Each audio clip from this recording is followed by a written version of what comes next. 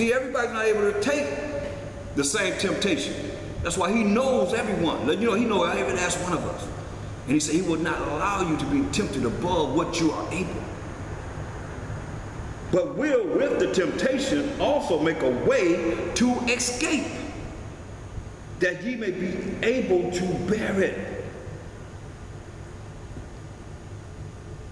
But the only way you're going to do this is, wherefore my dearly beloved, flee from idolatry. You got to flee from idolatry.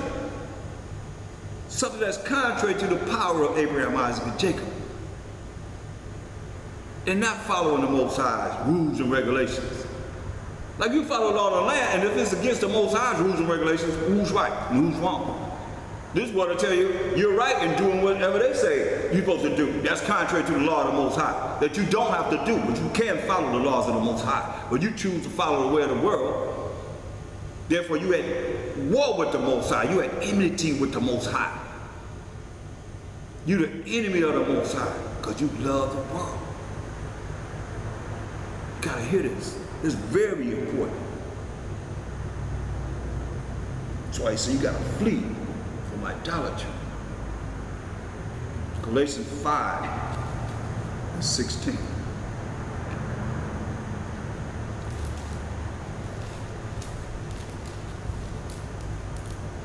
This I say then, walk in the Spirit, and ye shall not fulfill the lust of the flesh.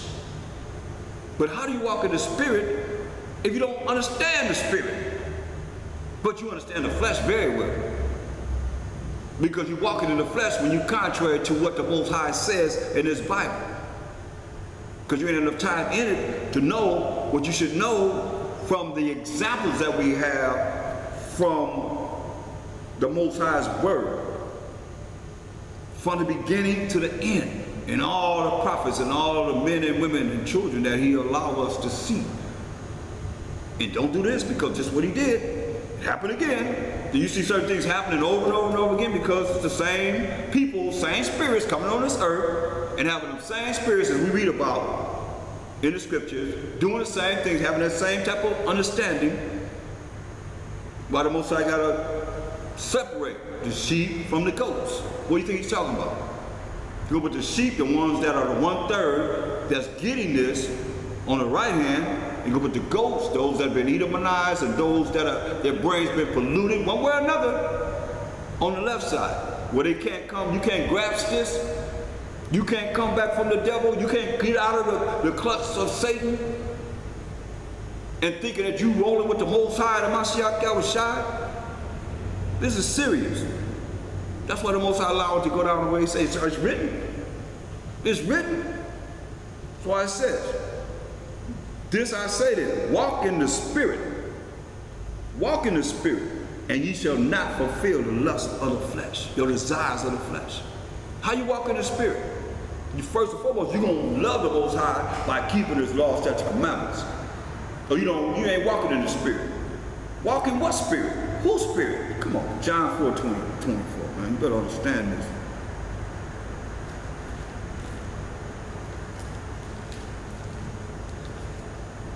John 4:24, the Most High is a spirit, and they that worship Him must worship Him in spirit and in truth. Through the Holy Spirit and in following the laws, such commandments of the Most High, which is the truth, and having faith in the Mashiach Yahushua, which showed us, He say, I'm the way to show you how to follow the laws of the Most High, which is the truth that's going to lead you to everlasting life, and no man comes to the Father but by me. How's that? 2 Corinthians 5:10.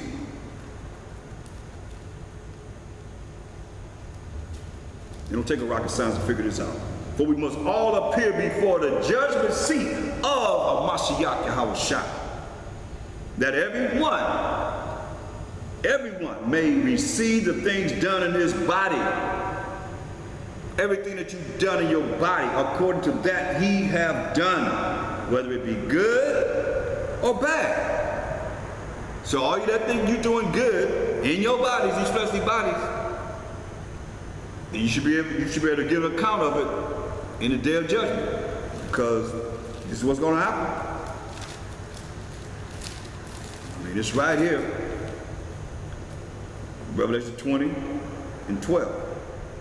I saw the dead, small and great, stand before Mashiach Yahushua, which is judging from the understanding of the Spirit, I might say, of the Most High. And the books were open. Books gonna be open because everything that we're doing is being recorded in books. They're gonna be open. And another book was open, which is the book of life. And the dead were judged out of those things which were written in the books, according to their works, according to what you have done in these mortal bodies, these rental mortal bodies. And the sea gave up the dead which were in it. And death and hell, it's a place called death, a place called hell, delivered up the dead which were in them. It's here. And they were judged, every man according to their works, what you have done in these mortal bodies. So don't think you're getting away with anything. Because when you think wrong, you speak wrong, you act wrong. Point blank. It said, and death and hell were cast into the lake of fire. This is the second death. So death and hell will be cast into the lake of fire. That's the second death. And whosoever was not found written in the book of life was cast into the lake of fire. So if your name is not written in the book of life, you will be cast into the lake of fire. Simple as that. It don't take a rocket science to understand that.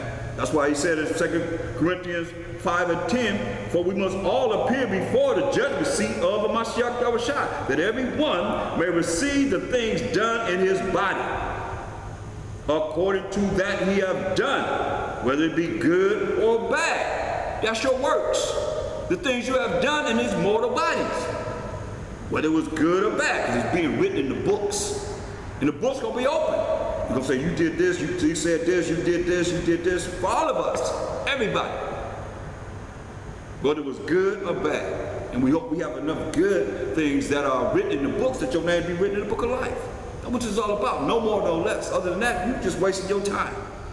That's why John 4:24, the Most High is a spirit, and they that worship him must worship him in spirit and in truth. That's our power. That's our power.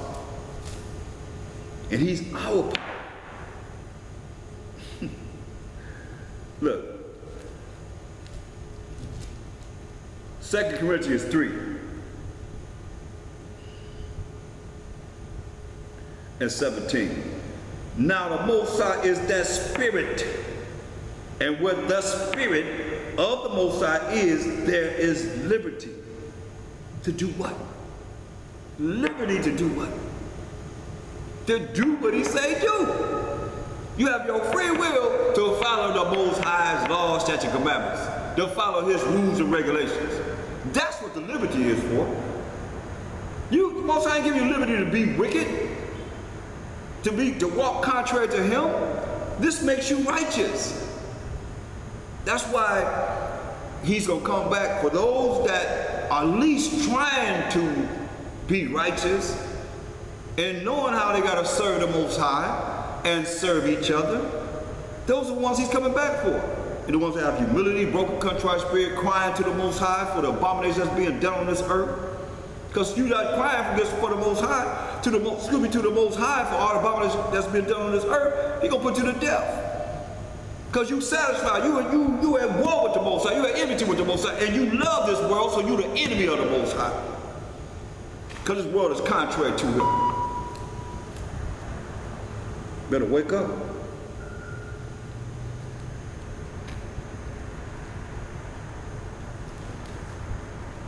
Very important that we see this. Look at Matthew 16.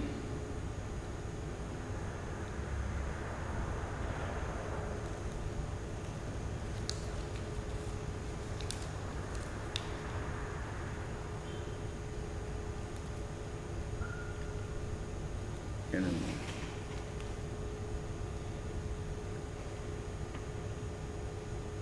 let me just show you why this is a mystery.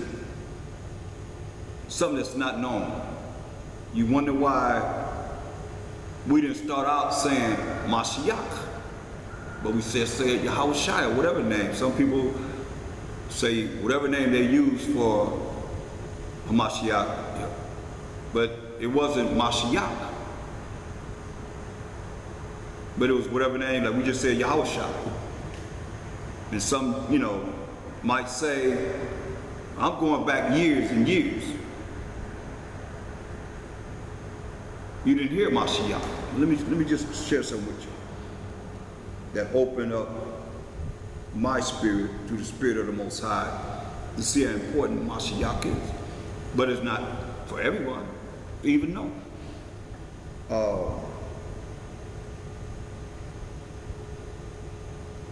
Matthew 16:13.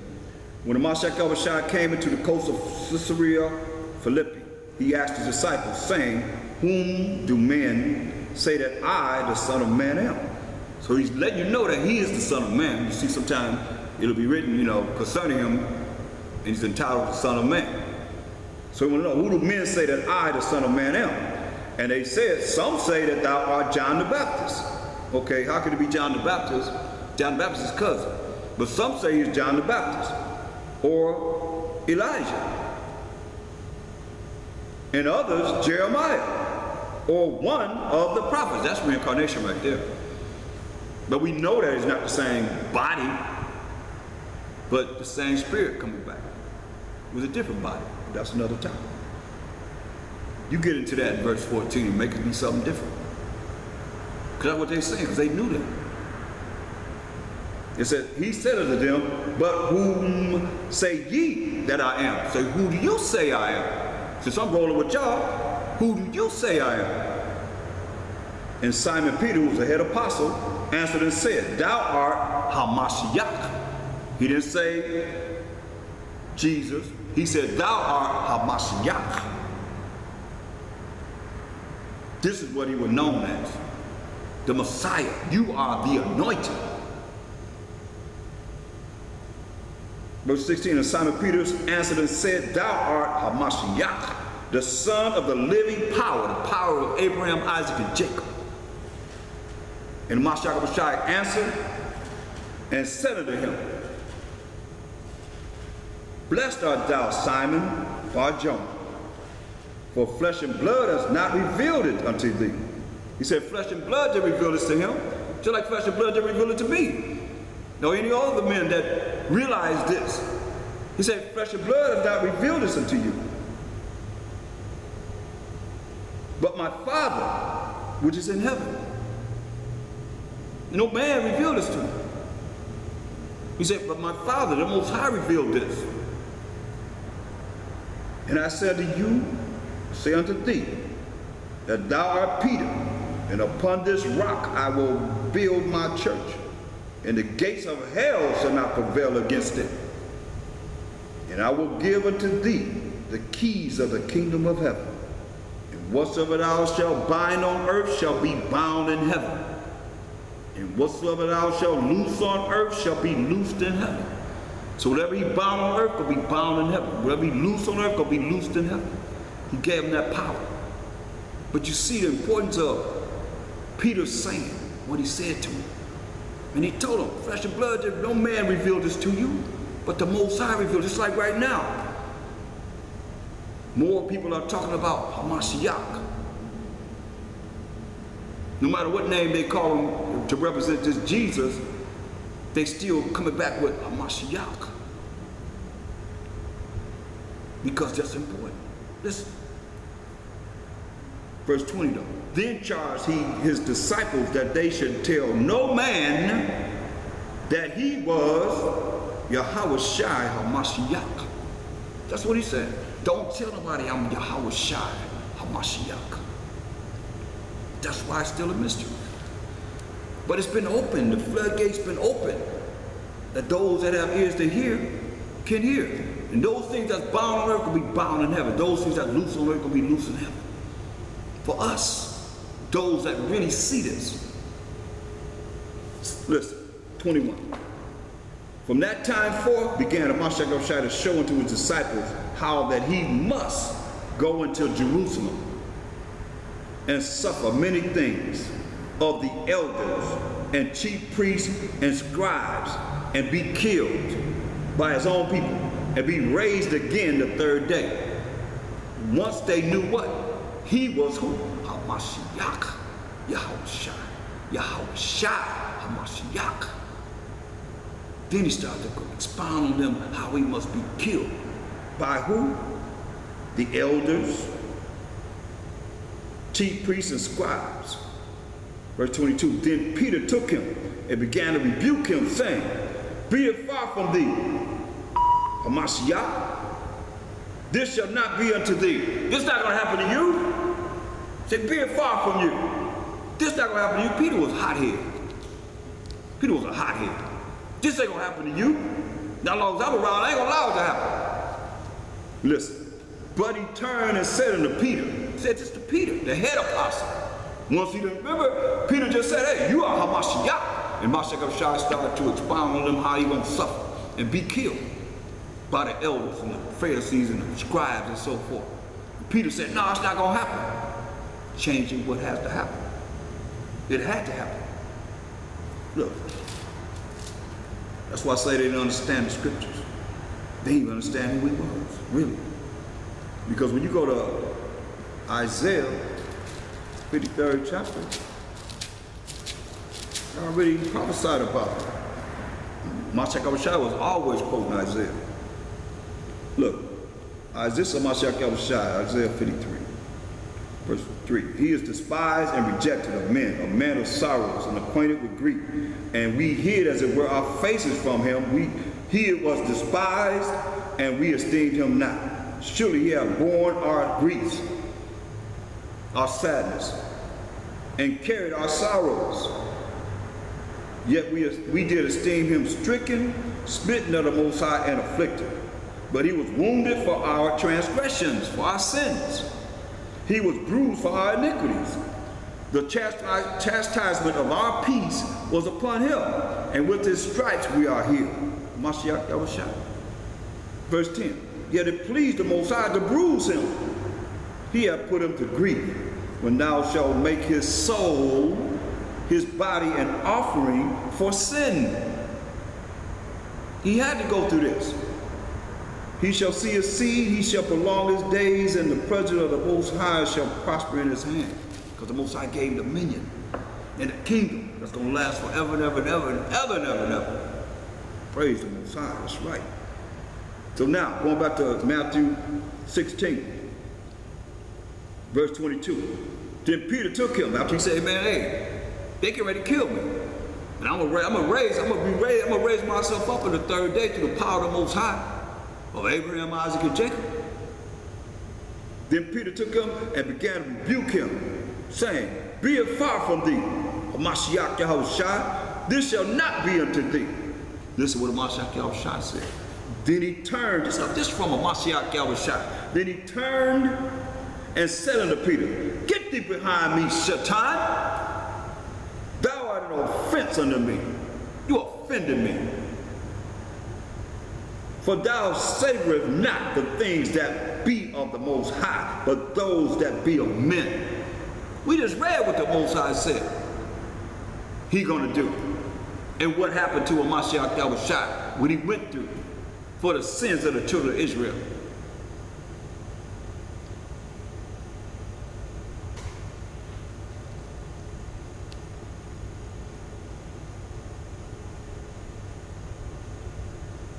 This is what he went through. But see, that lust, that desire, the emotions, the impulses of Peter hearing that, he couldn't accept it. But it's written about Mashiach Yahushua, what he would go through. It's got to be fulfilled. And that's what he's telling them. And that's the influence that the leader, Peter, could have on the whole flock, whole congregation. And how many other men would start feeling the same way Peter felt. That's why he rebuked him. Why? Because he allowed Satan to get in there. We just read what the prophecy said. But he allowed Satan to get into him. Say it ain't gonna happen when it did.